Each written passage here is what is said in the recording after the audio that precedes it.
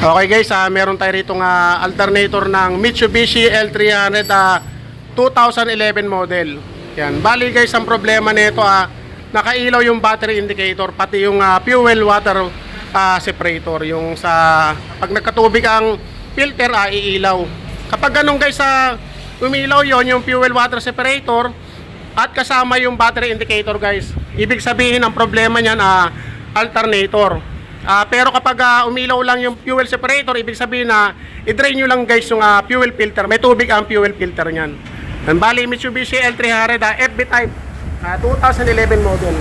And guys, kinalas na namin. Yan, kasi medyo may customer na, kaya hindi tayo pwedeng masyado magpahaba ng video kasi may ipunan tayo ng customer guys. Yan. Ito guys, tetesting ko muna, papakita ko sa inyo.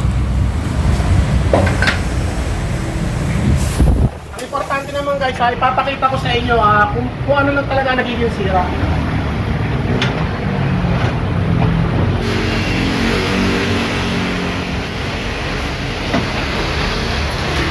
So guys, kailangan natin ng martilyo.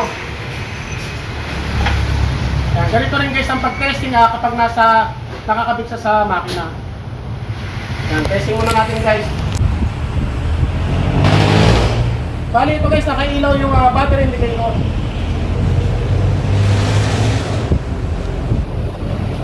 Bali ito guys, ito yung battery indicator.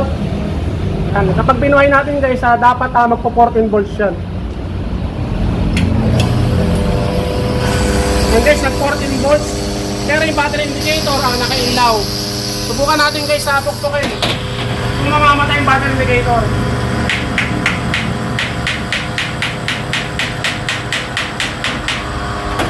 Ibig sabihin guys, hindi namatay. Yan, ibig sabihin guys, buo yung carbon brush.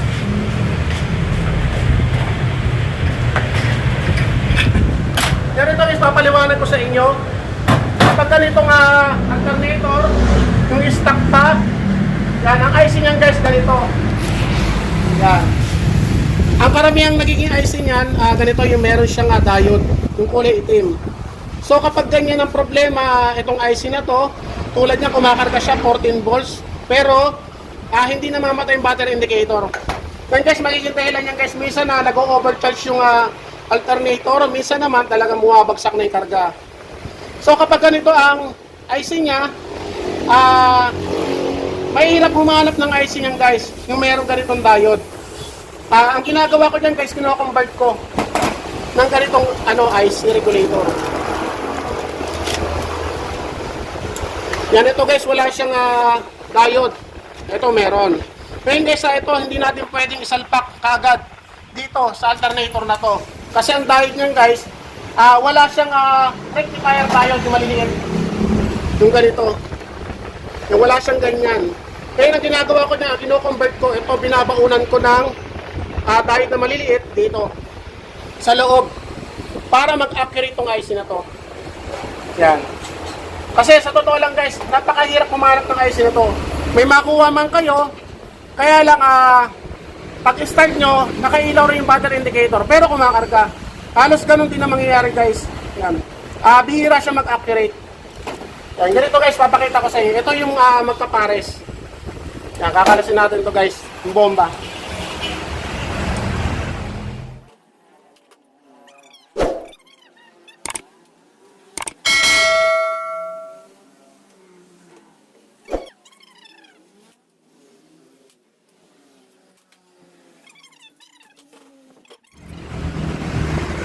Yan guys, kitang-kita naman.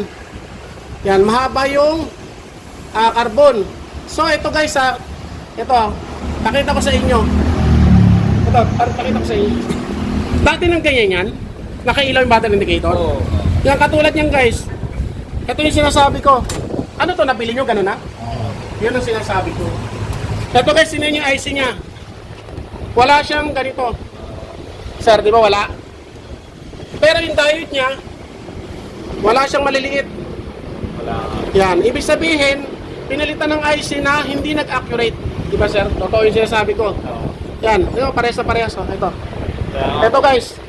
Kaya nakailaw yung battery indicator niya. Pinalitan na rin po pala. Pinalitan siya ng IC na hindi siya nag-accurate. Kaya nakailaw yung battery indicator. Yan guys, Nagkakarga pa rin po. kumakarga siya, yung gaya na sinabi ko. Yan, ito guys, kitang-kita naman. Kasi ang stock na ayos yan guys, ganito. Yan. Ito yung sinasabi ko guys, yung wala siyang maliliit na diode. Yan. Bali ko ako guys, pakita ko na sa inyo.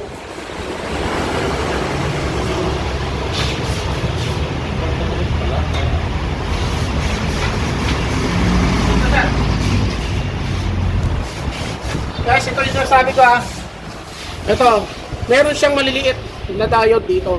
Tatlo yan guys, ito sira na yun. Wala na yung isa. Yan, ito guys ang ilalagay natin. Yan, nabibili yan guys sa ohms. Yan. Ito guys, sumuro ko sa inyo kung paano lagay ng diode nito. Siyempre, kailangan linisan muna natin to. Yan, iaayos muna natin yung alternator. Lilinisan natin. Pati to, lilinisan natin. Yan, pipinturahan natin guys para maganda siyang tingnan. Pero syempre, bago natin gawin yan o linisan natin, nakababati sila. Bati muna kayo. Ikaw muna sir, ikaw muna. Dito kami sa Laguna. Binyan, Laguna. Nagpapaayos ng alternator.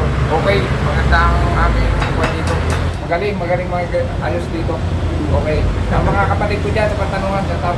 Kaya sir, bati ka. Sa mga Toledo lang po dyan, binabati ko po dyan sa mga Quezon pa po kami ay kawit dagat pa kami. Saan kayo lugar? Quezon pa po. Quezon Province? Oo. Ay, yan guys, papakalayo ko lang pinagaling nila. Galing pa sila ng Quezon Province. Yan, Kumain pa talaga kami dito na mamunood dito yung buhay. Akala ko taga rito lang kayo. Guys, sila pala galing pa ng Quezon Province. Dumay rito sa shop ko para ipagawa yung alternator nila. Gabi pa po kami dito na dito na Napakagabi pa kayo rito. Bali, tawid dagat pala sila guys. Nakakagabi pa pala sila rito. Akala ko taga rito lang sila. Yan. Sir, baka may tao ka na. Mamili mo rin. Wala ka. Ikaw, bati ka sir. Yan, bati ka, family mo. Shoutout po sa Toledo family, sa taga-Patanungan po. Sulit po yung paghihintay namin buong magdamag. Magiging maayos po yung aming pinapaayos. Thank you. Guys, hindi ko alam na malayong lugar pala sila. Sir, halika sir, babati ka na rin. Yan, di ba ito guys, sa ginagawa namin yung space wagon niya, naglalagay kami ng auxiliary fan. Yan, yung ano mo sir, yung anak ko, pati yung saka. Hindi, shoutout na lang po sa Space Wagon Motor Group Producing. Yan. Sir, maraming salamat sa'yo. Yan. So guys, bali yung ganito lang lilinisan muna namin to. Yan, tapos kung maaari, palitan na rin namin ng oil seal guys. Kasi para sigurado, kasi kalas na rin naman, papalitan na natin. Tapos ipapakita ko sa inyo guys mamaya, kapag nalinis na, kung paano ko ito i-convert ng diode na maliliit. So guys, pakita ko na lang mamaya kapag nalinisan na namin. So ito na guys, okay na, nalinisan na natin yung mga pyesa niya. Yan, ito guys, malinis na siya. Yan, pati ito guys yung housing niya. Yan, yung rotor, malinis na. Ito guys, importante ito, kailangan malinis na malinis yan. Kasi yan ang kukontak sa ice regulator o sa carbon brush. Yan, okay na guys. Yan. Tapos ito guys yung pinasabi ko kung paano mag-convert ng diode. Yan, tawag mo rin. Ang una nyo gagawin guys, ito, una nyo gagawin, puputulin nyo to. Itong connector na to. Kasi kapag hindi nyo pinutol yan, at nilagyan nyo ng mga malilit na diode dyan, shorted yan guys, kailangan puputulin nyo muna to. Ganito magputol yan guys, kailangan nyo ng long nose. Dito guys, medyo magpo-forward lang tayo ng video. Kasi hindi natin pwedeng elaborate ng maigi. Kasi hahaba ang video natin guys. Ituturo ko lang sa inyo guys kung paano talaga yan ikakabit. Yan. Bale ito guys, puputulin nyo yan. Yung connector na yan.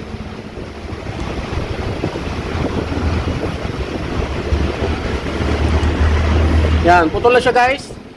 Ngayon, itong tatlo na to, tapos tatlo sa kabila, dyan nyo ihihinang itong maliliit na diode. Dyan nyo ihihinang. Ngayon yung iba kasi guys, ang ginagawa, tinatanggal pa lahat to para may ilusot sa ilalim. Yan, ilulusot. Ngayon guys, meron ako ituturong diskarte dyan. Yan, ito guys, iaangat nyo lang yan. Naangat yan. Katulad to guys yung binidyohan ko na sa Mitsubishi Adventure. Parehas lang guys ang alternator niyan. Yan, bali nakaangat na guys. Tapos yung kabila rin. Iaangat din yan guys.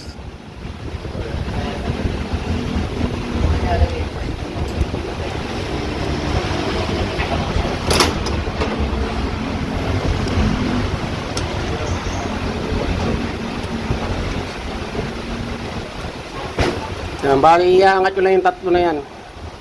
Bali 6. Tatlo.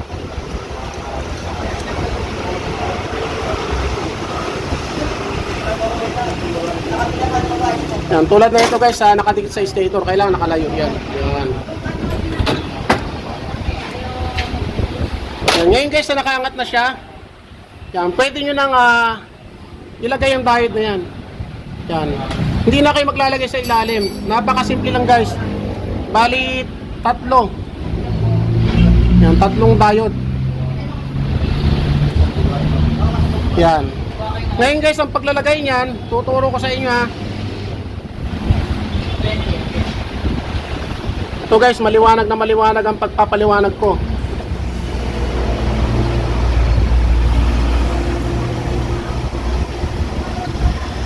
Yan. Bali, ito yung linya ng ng stator, yung 3. So dito kayo maglalagay ng negative. Yan, ito guys, yung may guhit na yan. Yung parang may, ano bang kulay ito? Yan, yung may guhit na kulay, ano ba to sir? Kulay pink. Parang pink eh, hindi ko alam eh.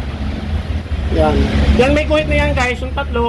Kailangan dito yan, sa 3 linya na stator. Huwag nyo ibabaliktad yan sa kabila. Kasi kapag nagkabaliktad yan guys, iilaw yung battery indicator yan, hindi kakarga yan. Kailangan ito guys, yung negative, yung negative na yan, may guhit na yan. Yung parang kulay violet. Kailangan lahat yung pantay-pantay. Nandito yung lahat papunta sa stator. Yan. Ngayon gagawin nyo guys, ihinangin nyo na maigi. Yan, ihinang nyo na maigi yan dyan dito. Sa may mga paa na yan. Kailangan guys nakahinang ha. Kasi kapag hindi nakahinang yan, uugong ang alternator niyan kapag pinaandar nyo. Nakaugong. Tapos nakailaw siya yung battery indicator ng mahinang-mahina. Yan. Yan guys, 3 ha. Maliwanag na maliwanag. Ito yung stator. Nandito siya. Sa ibabaw. Yan. Tapos make sure lang guys ha, napuputulin nyo to. Yan, puputulin nyo yan. Yan. Kasi kapag hindi nyo pinutol yan, hindi kakarga yan. Shorted yung mga maliliit na diode na yan. Yan. Ngayon guys, ang gagawin ko rito, gagawin ko na to, hihinang ko na yan. Hindi ko na ipapakita sa inyo guys ng dire-diretso kasi hahaba ang video natin. Yan. Papakita ko na lang sa inyo guys mamaya kapag naihinang ko na. Yan. Tapos itong IC na to, ikakapit na yan natin dito guys. Yan. Okay guys, ito na. Yan, ito guys yung sinasabi ko. Yan, ito yung negative. Yung 3 nasa ibabaw. Ito yung positive, yan nasa baba. Yan. Katulad na ito guys. Yan, ito yung negative, yung may guhit na maliit. Ito yung positive, yung mas malaki. Yan, kailangan guys, nandito siya sa ibabaw. Yung negative. Yan. Tapos ito guys, napalitan na rin namin ng IC. Yan. Ito guys, pinalitan na namin ng IC, diretso na. Kasi sabi naman na may-ari, okay nang palitan namin ng IC kasi bumabagsak na rin pala ang karga nito. Yan. Ito kasi pwede na to siyang isalpak dito. Yan. Pero sabi ng may-ari, diretso palitan namin para sigurado. Yan. Bali ito guys, accurate na yan kasi meron na siyang maliliit na diode. Yan. Accurate na yan. Tapos yung oil seal guys, pinalitan na rin namin para isang gawa lang. Yan, double seal. Yan, ito guys, tuturo ko sa inyo kung paano maglusot nitong alambre kasi hindi natin pwedeng ipasok agad tong IC diretso sa rotor. Yan. Kasi mapuputol yan guys. Mapuputol. Ngayon ito meron siyang butas. Yan, ang gagawin nyo, ilulusot nyo lang ng ganyan o itutulak nyo. Yan, tapos ilulusot nyo itong alambre. Yan, ganyan lang kasimple guys. Ganun lang kasimple guys, ilulusot nyo lang, itutulak nyo ng daliri nyo, tapos itutulak nyo itong alambre. Yan. Yan, hindi na siya tatama rito. Testing muna natin guys yung rotor niya. Pakita ko sa inyo guys kung paano mag-testing yan. Kailangan nyo ng positive, negative. Yan. Kailangan guys mag-yellowish siya na malakas. Yan. Kasi kapag mahina, ibig sabihin mahina yung rotor. And guys, pwede natin isalpak kasi nakabaon na yung carbon.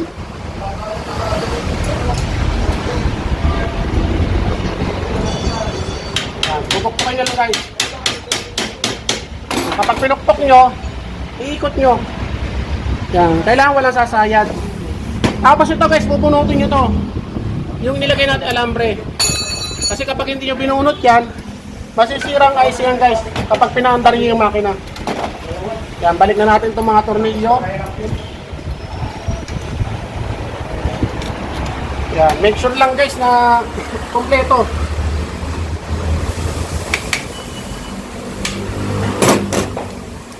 Kasi pag nagkulang yan o malawag yan, sasayad ang stator sa rotor. Kapalagay mo sir, mamamatay na yung battery indicator. Siguro naman. Kasi ginawa na yun, no? Para ano pa, inayos. Ayan. Iba po natin na ilaw na ito. Ah, Ito yung battery indicator na naman. yan. Yan guys, walang ingay. Yan, tinaw mo na rin. Walang ano? Halika. Ito guys, kaya pinapakita ko yung charger namin kasi hindi kami pwede mag-testing na nakakabit ang charger. Nasisira ang IC. Yan. Testing muna natin guys yung bearing kung maingay. Yan, tahimik sir. Yan, buhay natin to.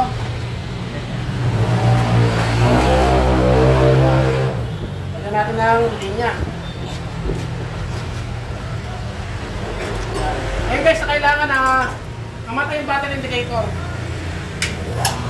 Yan, namatay guys. Tapos 14. Yan. Ibig sabihin guys, okay na. Dati hindi namamatay ito. O kanina, hindi namamatay ito. Yan ngayon, namamatay na 14.3, 4. Yan, may load siya. Na nakailaw at saka pan. Yan, tingnan nyo guys. 14.4. Yan, patayin natin. Tsaka dati po, dating 14 lang. Yan, 14. Hindi sir yung 14, sakto lang yun. Yan, okay na guys. Napakaganda ng karga. So ito guys, okay na, naikabit na natin yung alternator. Yan. Yan guys, parang brand new. Wow! Yan guys, kapag magkakabit kayo ng alternator, make sure lang guys na nailagay nyo na maayos yung mga clamp. Yan, ito guys yung o-ring nya. Yan. Ito guys, yung sa bomba na to, nilagyan ko yan guys ng washer na may o-ring. Yan, para sa safe lang guys, hindi siya tumulo yung langis. Yan. Kailangan guys, sigurado na hindi siya tutulo kasi magiging dahilan yan guys ng pagkakatok ng makina kapag may tumulo yan sa alternator. Yan. Ito guys, yung vacuum na to, papunta yan sa hydrovac. Siya ang magbibigay ng supply sa preno ng sasakyan. Yan. Ito guys, okay na rin. Yan. Ngayon guys, testing na natin. Yan. Bale ito guys.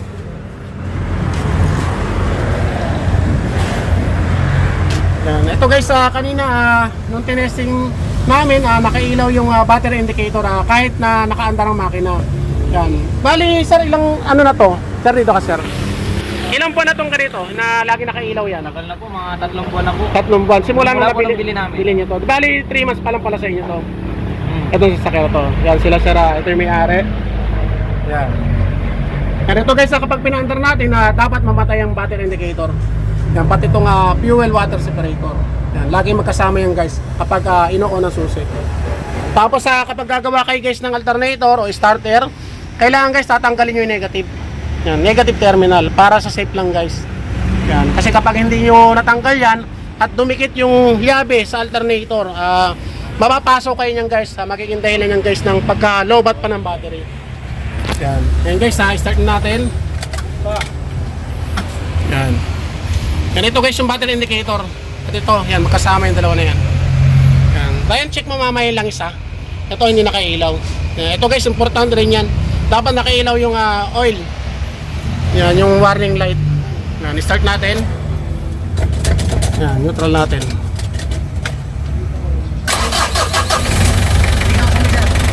Tingnan mo kung may tulo. Yan guys, namatay yung battery indicator. Yan, pati itong water separator. Fuel water separator. Yan, ito guys yung charging nya. 14.8. Yan, medyo mataas siya sa 14. Yan. Kanina guys yung tinesting namin to, nasa 14 siya. Kaya nga lang, kapag nire-revolusyon, pumapalo siya ng negative. Bumabagsak siya ng 13. Pumapalo-palo ng ganon. Yan, kasi nga nagmamalfunction yung IC. May aircon to, sir? Pero Yan, headlight natin. Yan, headlight. Tapos aircon.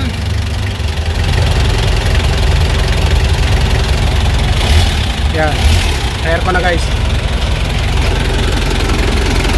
Yan guys, 14. Yan, napakagandang kumarga. Yan, sir, pumapalo-palo pa siya ng konti. Medyo low-cut pa siya ng battery mo, no? Bale, ito guys, kapag full charge na yan, hindi na papalo yan. Kapag na-revolution nyo, naka-stack na sa 14 yan. dati po kasi sir, pag ginawa mo yung report na palo lang ng nasa 11. Voltmeter, may voltmeter ka sir? Yun po yun. Eh, Nasaan? nasa 11 lang yan pag nagana yan. Pero sir, hindi accurate yan. Hindi lang. Oo, 13 lang. 13. Hindi accurate yan. Dito 14. Yan. Ito guys, wag nyo masyadong iintindihin ang voltmeter doon sa yung mga kinakabit nyo sa cigarette lighter. Yan. Kapag nasa 13.9 yan, ibig sabihin ang load niyan 14. Yan. Pero kapag nag-11 yan, hindi na kumakarga yan. Okay nga po. Oo, 11. Yan. Okay na guys. Yan, patayin nila natin. Yan. Patay. Start.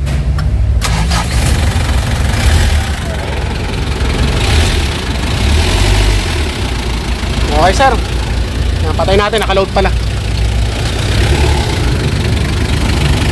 Yan guys, kitang-kita naman. Okay na. Problem solved.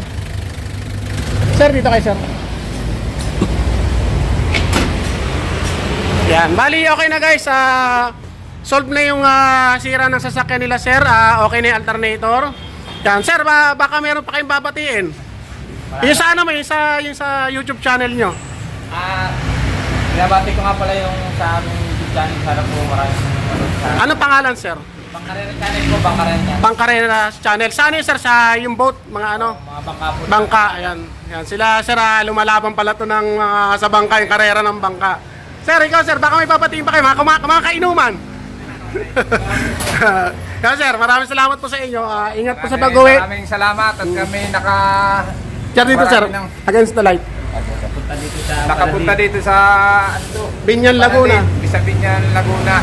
Narito lang pala ang magaling na mag-ayos ng mga alternator. Yan sila sir, galing pa ng Quezon Province pala to. Tayo pa talaga kami para ito'y nakita namin sa YouTube at subok na pala talaga to. Bali, nagmagdamag pala kayo rito sir. Oo, talaga naghintay kami at dito lang pala. Marami ilang manggagawa na pinunta namin, hindi na nagkaigi, narito lang pala.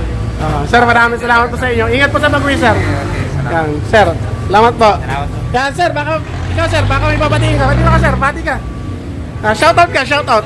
Yan, shoutout ka sir. Tuko sa akin dito.